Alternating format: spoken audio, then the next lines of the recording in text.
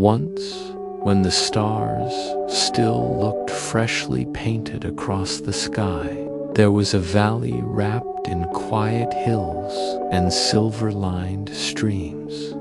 At the very center of this valley lay a little town called Solmir, a place where every door had a lantern that burned with the softest golden flame. Solmir was no ordinary town. Its people believed that dreams were not only made in sleep, but also woven into the streets, the trees, and the air itself. And so, anyone who visited Solmir always left with lighter shoulders and calmer hearts. In this town lived a boy named Aryan. He was gentle, curious, and often found himself awake long after the rest of the village had drifted into dreams. He loved the night tit's hush, its silver air, its endlessness, but he longed for a journey that could carry him beyond the edges of thought. One evening, when sleep felt far away and the moon was high, he heard a knock at his window. Outside stood a glowing moth, its wings as large as a hand and glimmering with faint blue light. It hovered patiently, as if waiting to guide him. Without fear, Aryan opened the window, and the moth whispered not with words, but with a soft sound like the rustle of silk. "Come, follow me." Barefoot, Aryan stepped out. The cobblestones beneath his feet were cool, the air gentle. He followed the moth through the lantern-lit streets, past gardens where roses opened only at night, releasing scents like honey and rain. The moth led him beyond the town gates, across a meadow where fireflies drifted in slow spirals, and into the forest where the world grew quiet enough to hear his own heartbeat. The deeper they went, the stranger and more beautiful the forest became. Trees bent low as though to greet him. Streams shimmered like liquid glass. At one point, a circle of deer appeared, their antlers strung with glowing threads as though stars had been caught there. They did not move away. Instead, they bowed their heads, as if acknowledging that Aryan had entered a place where the ordinary no longer ruled. At last, the moth brought him to a wide river.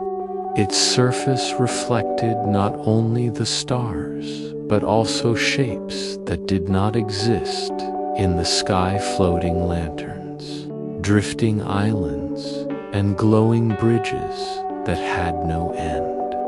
On the near bank of the river stood a small boat made of polished wood, rocking gently as though waiting. Aryan stepped inside. The moth perched on the bow, and with a sound like a sigh, the boat began to glide across the shining water. No oars, no wind, just a slow, steady movement. The river itself seemed to carry him. As they drifted, Aryan noticed whispers in the water. They were soft, like lullabies half remembered. He leaned close, and the whispers became clearer. Rest, breathe, you are safe, you are carried. Over and over, the water repeated these words, until Aryan felt his heart slow, his body loosen, his thoughts quiet. Soon, the river opened into a vast lake. Thousands of lanterns floated here, each glowing softly, each swaying with the rhythm of invisible tides. Arian realized they were not just lanterns, they were wishes sent out by dreamers everywhere. One lantern glowed brighter than the rest and drifted close to his boat. He touched it, and warmth spread into his chest. A voice inside the lantern whispered, "This is for you. You belong to peace tonight." Tears pricked Arian's eyes, though he didn't know why. He held the lantern until it drifted gently away, rejoining its companions in the endless lake. On the far shore stood an archway made entirely of vines and flowers. As the boat touched land, Arian stepped out and passed beneath it. Instantly, the air changed. It smelled of jasmine, cedar, and rain. The path ahead was soft with moss, and little lights floated above it like tiny stars fallen from the sky. Here, the moth left him. It circled once, dipped its wings, and disappeared into the forest. Ahead, the path wound upward toward a hill crowned with a silver tree. Its trunk was smooth and glowing faintly, its branches wide as sails, and from those branches hung hundreds of wind chimes made of crystal. They sang not with sharp notes, but with long, low tones that melted into one another like streams meeting in a river. Beneath this tree sat a woman cloaked in starlight. Her hair was long and pale, her eyes deep as midnight. She looked at Arian and smiled. "Welcome, traveler," she said, in a voice soft as moonlight on water. "You have come to the threshold of dreams." Arian bowed, though he wasn't sure why. "Why am I here?" he asked quietly. "Because you listened," she said. "Because you followed the call when sleep would not come. You are here to journey where few go awake to. Walk the roads of dreams before you sleep, so that when you finally close your eyes, you will already be home." She lifted her hand, and from it fell a handful of glowing seeds. They drifted to the ground, sank into the moss, and instantly sprouted into flowers that opened with soft sighs. The air grew warmer, the forest quieter. "Will you walk further?" she asked. Arian nodded. And so, with the woman's blessing, he stepped past the silver tree and into a new land where the real journey would begin. The path beyond the silver tree opened like a sigh, curving into a meadow that glowed as though the moon had set its lantern gently upon the grass. Arian stepped forward, and the ground softened until each footfall felt like a promise kept. A breeze moved through the tall stems, and the meadow answered with a hush like silk slipping from a table. Far ahead, the sky rose in tears-quiet terraces of twilight where islands floated as if the evening itself had lifted pieces of earth to rest among the stars. The nearest island hung low, tethered to the meadow by a ribbon of pale light. Arian reached out, touched the ribbon, and felt it hum under his fingertips, a steady tone that traveled up his arm and settled behind his ribs. The ribbon became a stair as he stepped onto it, each luminous rung forming just before his feet, and dissolving into gentle sparkles behind him. As he ascended, the world below folded into a lullaby of color lavender, dusk blue mothwing, Grantil. Even the shadows looked drowsy. He arrived upon a garden in the sky. It was arranged in slow circles, beds of thyme and evening primrose and moonflower, all edged with river stones, as smooth as rounded thoughts.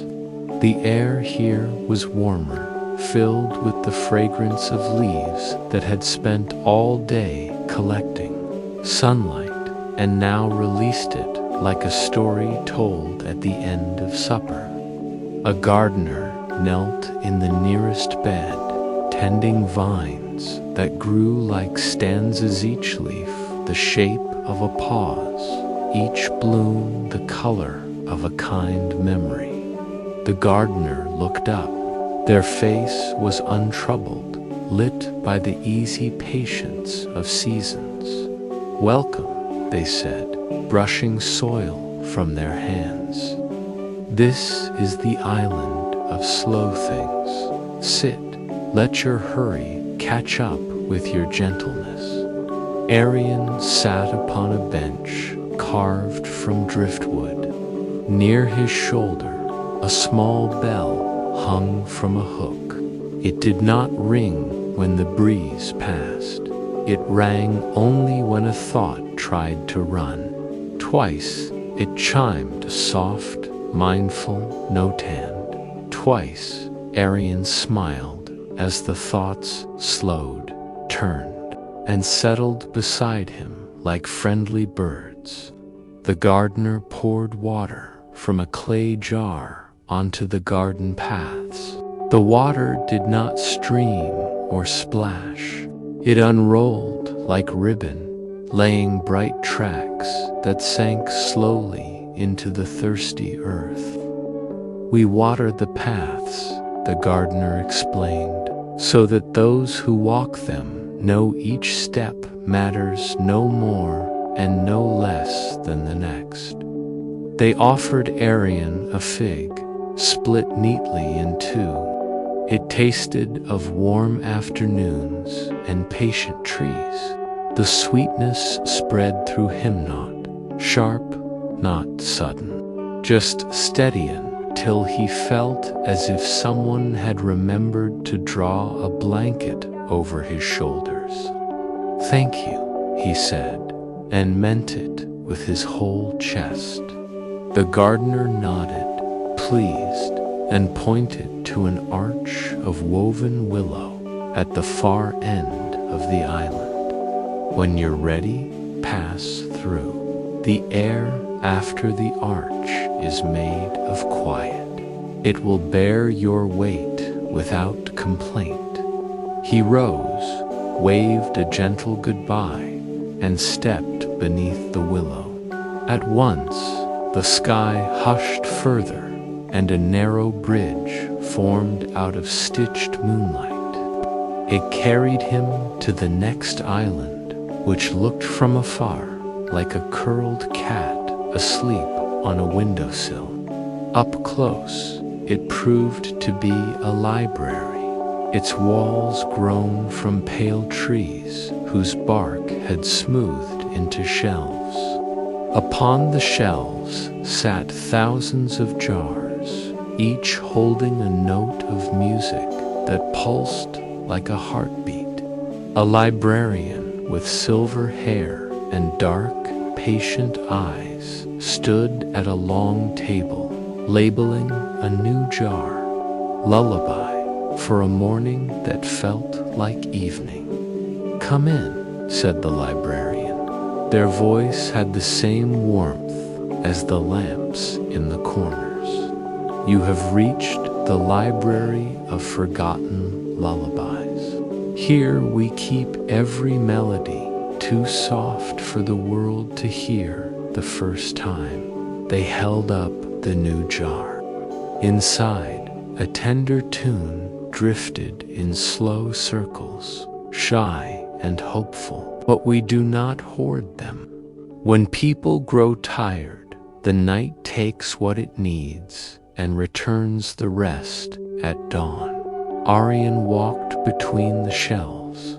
He passed jars labeled with familiar things, a cradle-rocking rhythm, a kettle's soft complaint at boiling rain against canvas, mother's hand on brow. Some jars held songs never sung, but somehow known, the melody of long grass around bare ankles, of new bread cooling on a sill, of a door opening to a friend. He stopped at one that simply read, "The feeling of being carried." He lifted it carefully. The sound inside was deep and even, like a vast creature breathing, like waves rolling in the dark, like the steady hush of being held while the world remade itself beyond closed eyes. He returned the jar, heart fuller, breath slower. "Do you lend music?" Aryan asked. The librarian smiled. "We lend what remembers how to return." They pressed a small bottle into his hand, no larger than a thimble stoppered with a pearl. "4 crossings," they said. "If a path forgets itself, open this. The tune will remind it." Aryan tucked the bottle into his pocket. The librarian led him to a back door that opened onto another ribbon bridge. "This one takes you to the weaving house," they said. "They will measure you for the quiet that fits." The weaving house rose upon the next island like a warm thought. Its eaves leaned down as if listening. Within, looms clicked with the comfort of old clocks, and threads stretched across frames in colors that were hardly colors at all. Dawn gray, hearth smoke gold, the blue of a coat hung on a peg by the door. A weaver with laugh lines like gentle rivers guided Aryan to a stool. Without measuring tapes or pins, they began passing shuttle through warp until a cloth grew between their hands, the exact weight of belonging. "Try this," they said, wrapping it around Aryan's shoulders. It sank into him the way a familiar song sinks into a room. "It suits you," the weaver murmured. And in those 3 words, Aryan heard 50 kinds of welcome. He thanked them, and the weaver bowed with a happiness that did not need to be loud. Outside, dusk had deepened into that part of night that looks like velvet held close to a candle. Across the dark, a final island floated, larger than the rest, its edge ringed with tall grasses that swayed in a wind he could not feel. In its center, something shone and moved slow as a tide, bright as a lantern sea. He stepped onto the last ribbon bridge, the one that arched highest, and walked until the night widened and the island gathered him in. The grasses whispered as he passed. They said things like "almost there" and "this way," and "you have already begun to arrive." He found himself before a wide basin lined with stone, within a gentle current circled. It was not water, it was light made liquid and calm made visible. Tiny shapes flowed by, each one a dream not yet dreamed. A keeper stood beside the basin, robed in a garment the color of deep rest. Their face was ageless, their expressions so kind it felt like permission to put down every burden. "Welcome to the harbor," they said. "Here we receive what the day could not hold." Arian watched the current and recognized images gliding past. A field he had seen once from a train, a dog that had loved him when he was smaller, the smell of rain on a road in summer, the feeling of finding his name written carefully on a lunchbox, the steady sound of his father's tools in the next room while he fell asleep with a book open on his chest. The keeper touched the current, and it slowed further, as if they had placed a reassuring hand upon a restless shoulder. "Take what you need," the keeper said, "but take only what will lay you down gently." He reached not with his hands, but with a listening inside his hands, and the current offered him a small glow. It felt like the weight of a cat settling on a blanket at his feet. It felt like being read to by someone who knows when to pause. He held it. It became a lantern in his chest. The grasses quieted, the air deepened, and even the stars seemed to dim themselves out of respect for this softer light now keeping watch from within him. "Will I go home now?" he asked. The keeper nodded. "You have never been away. But yes, it is time to notice yourself arriving." They lifted a staff and touched the ground. The island tipped, not with any danger, but with the pleasant sway of a boat leaving a pier. The ribbon bridges drew themselves back like threads upon a spindle. The sky lowered into a nearer blue. The librarian's jars brightened once, then settled. The weaver's looms soothed themselves to stillness. The gardener on the first island placed a blanket over a row of herbs as lovingly as a parent tucking a child. Arian felt the world slide around him into an arrangement that felt like his bed made fresh, like curtains pulled to the perfect gap for starlight to slip through. He walked back the way he had come, though the way no longer felt like a line. It felt like a breathing, a gentle in and out that required nothing of him but being here. At the willow arch, he paused, listening. From somewhere far but near, he heard the bell on the slow island give one last approving chime. He smiled without moving his face. He descended to the meadow. The moth was there, waiting, wings quieter now, as if the need for guiding had grown small. It circled him once, then landed upon his shoulder, light as a yawn. Together, they crossed the meadow whose colors had cooled to the tones of a room after lamps are turned down. The river sang the low part of its lullaby. The stones of the path remembered his feet and rose to meet them. A fox watched from the edge of the trees and nodded. Business concluded for the night.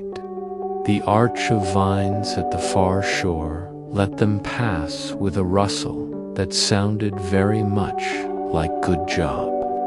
At the lake of lanterns, his boat had returned of its own accord, nudging the bank like a patient friend. He stepped in, and the moth perched again upon the bow. The lake recognized him and drew him gently, quietly.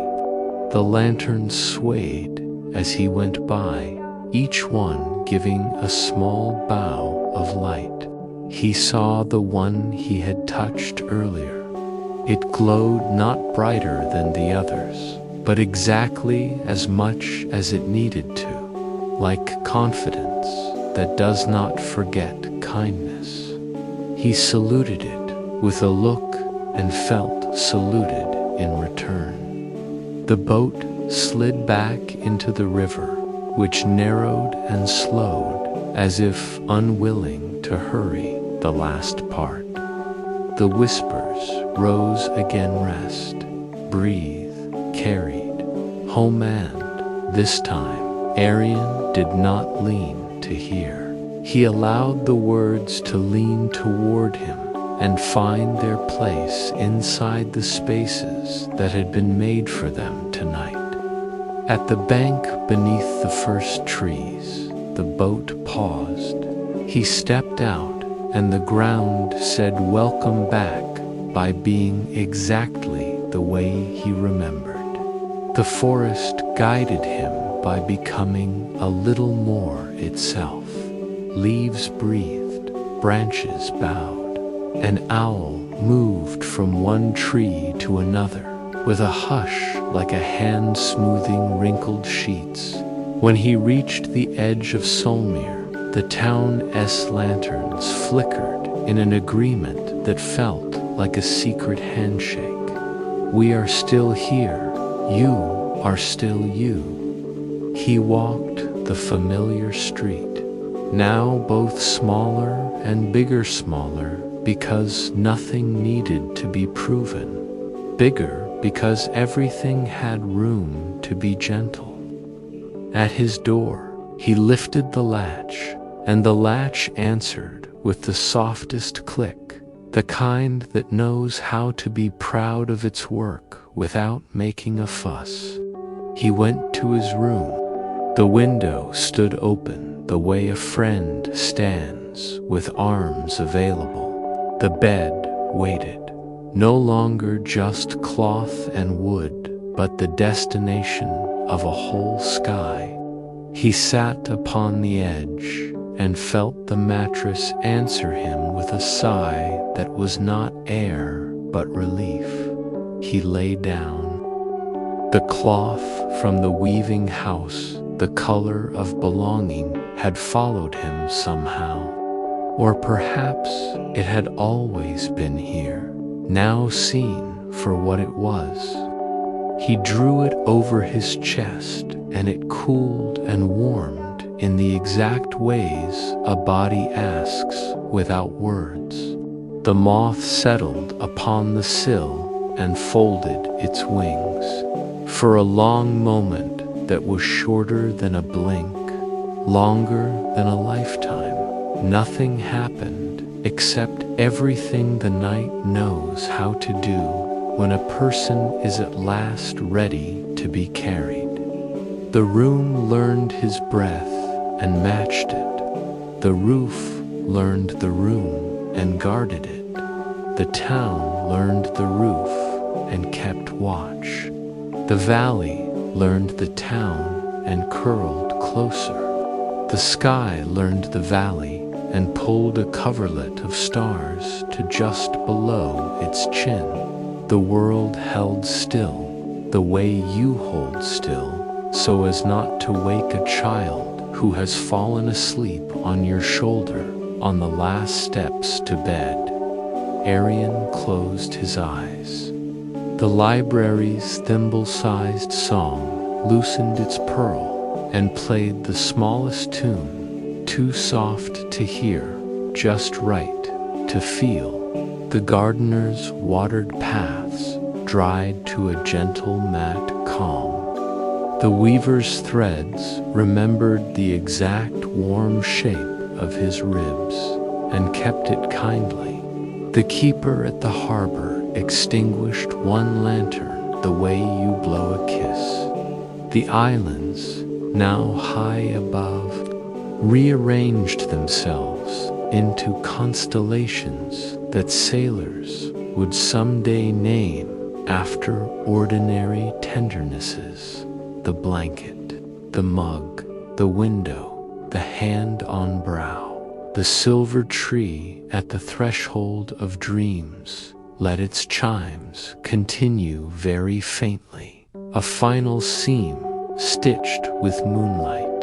He slept not as falling, not as being taken, but as returning at last to where he had been welcome all along. If the moth dreamed, it dreamed of clean windows and quiet lamps. If the river dreamed, it dreamed of boats that never needed steering. If the night dreamed, it dreamed of the simple success of this one room, this one boy, this one breath after another breath after another, as steady and unremarkable as the kindness that keeps everything from coming apart. And somewhere, perhaps at the very moment when the lanterns upon the lake rocked in agreement that the task had been done, well, the storyteller in a distant cottage who had lit his lamp by habit rather than necessity closed a book he had not opened and smiled at a fire that had not needed tending. The world, satisfied with its work, leaned a little more into its own embrace. The last wakeful thing in the room was the knowledge that even the last wakeful thing did not need to stay awake. Then that too rested.